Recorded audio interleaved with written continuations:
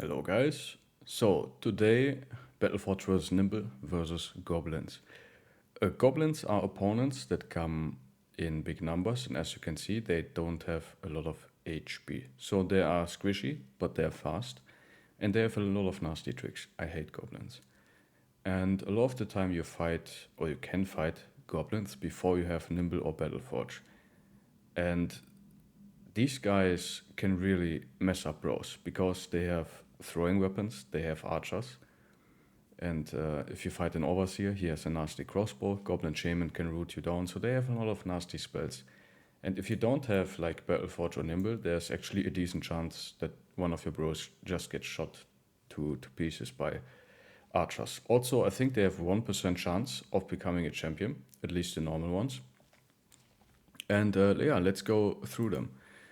So the Goblin Skirmisher. Again, very low hit points, bad armor, but they are really fast, and they have high defense and good attack. Also, they have anticipation, so they are very resistant to ranged fire, and because of their high defense, they also have a relatively high chance of surviving versus melee opponents. They can throw nets and stab you with the knife. The knife has a stab attack, and that's particularly very dangerous for Battleforge. Also, the nets slow you down, so that kind of counters Nimble as well. At least dodgy Nimble bros, who rely on their defense massively with dodge, right? Sometimes like dodge gives a lot of Nimble bros a shit ton of defense, and if your initiative gets lowered with the nets, you're kind of fucked. Also, if you get rooted, that's pretty bad. I would say fatigue neutral really struggle versus goblins because all of the time they don't have the fatigue to break the nets. If they get rooted, they don't have the fatigue to break out of the roots. If they and also the stab attack, right? The piercing attack is basically a guaranteed injury, even with full padding sometimes. So goblins really nasty. The thing is, goblins have very weak weapons. As you can see, they have the goblin spears, the goblin blades, the goblin bows, the boondock bow, it's called, and as you can see, does not have a lot of damage, has terrible armor penetration. Yeah, so I would say overall versus goblins, the fact, okay, they also have wolf riders, so it's basically a wolf and a goblin on top. So overall, I would say Battleforge is pretty good versus goblins specifically, because the main attack of goblins, the melee ones, they have pikes and notched blades, and also like some throwing weapons and some nets. So like the swords and the spears do 0 damage to Battleforge basically. And the bowlers, the throwing weapons from them, they don't do damage to Battleforge as well. The arrows, they have a hidden duelist perk on the archers, and the poison is quite painful, so that can hurt Battleforge, but it's devastating on Nimble Bros in my opinion. Like if you have a Nimble Bro and he gets netted down by a goblin skirmisher, and then all of the archers just start shooting this bro, and all of the throwers come right after them, you just die right away. Also, the poison is a status effect that doesn't get reduced by Nimble, so you lose the hit points to poison, and that tends to shred Nimble as well. If you're Battleforge, you can just shrug off the arrows, you can shrug off the throwing weapons. You don't care if a goblin comes with a spear. Also, the goblin pikes, they do bleeding damage, so that's really nasty versus Nimble. The only thing that makes Battleforge vulnerable to goblins is the stabbing attack, right? The stabbing attack from the notch blade, from the dagger sword. It's a weird dagger sword that they have. This one does go straight to hit points, so that is a lot of the time an injury with the puncture, and yeah, can do a lot of damage, especially if you're surrounded by goblins and you get stabbed a lot of the times, right? You get like 6 times stabbed by a goblin.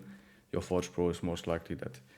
It's pretty rare though, that you get stabbed this many times, and you cannot defend yourself versus that. Like, they are fast, but they're not actually they're pretty fast. But you can outspeed them theoretically with Nimble if you have high initiative. You can also outspeed them if you have adrenaline. So that's pretty nice for those goblins. Goblins have so little hit points that they die to basically any weapon. So that doesn't matter too much if you have two-hander or duelist. I think crossbows and the polehammer have the highest chance of one-shotting them. Like crossbows with mastery actually have a very high chance of just straight away one-shotting goblins. Fencers are also pretty good versus goblins if you have the goblin trophy. So in order to get the goblin trophy is an ambition. And if you do the ambition, you get the goblin trophy. You have to do 4 goblin camps to get the trophy. And with the trophy, you are immune to nets and roots. So you cannot be rooted or netted down. But you can still get flight by the goblin shamans. In general, I would say avoid camps with a goblin shaman. The goblin overseer has a nasty crossbow that pushes you 1 tile back. It has 80 range skill, so it's pretty likely that he's gonna hit. He can also whip his fellow goblins, so they get better morale.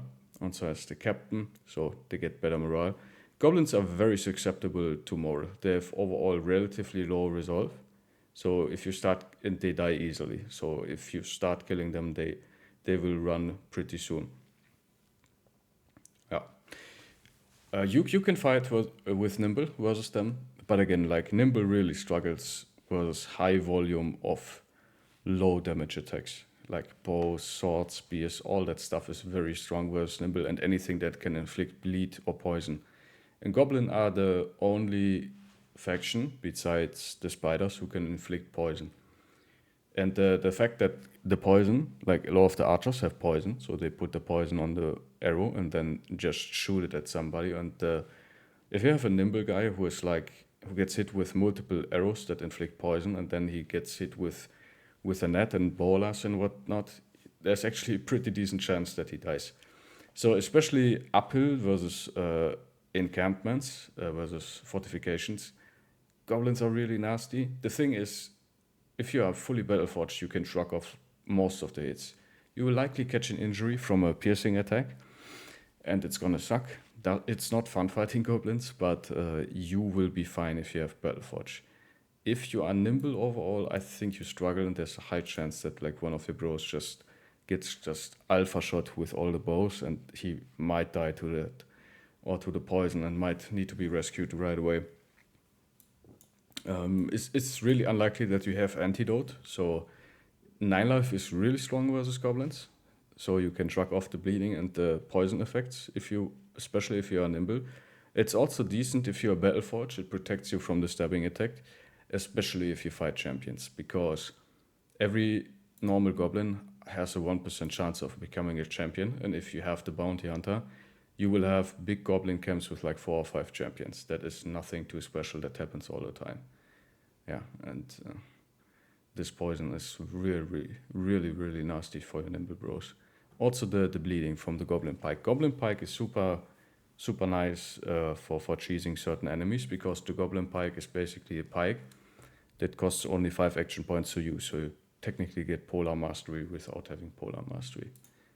Yeah, and the goblin wolf riders, they are very fast and they move they have high mobility, so they can move outside of your shooting range, and they like to ambush your archers basically. They have backstabber too, so it's really nasty if like one of your backliners gets surrounded by a couple of wolf riders, especially if he's nimble. He has a high chance of dying. So be very mindful if you fight goblins, and if there are wolf riders who want to surround you. And if you're battleforged, you can kind of shrug off all of the attacks, but try to avoid goblin shamans. I found fearsome and overwhelm guns to be really efficient versus them, because you can just shoot through cover if they are in an encampment.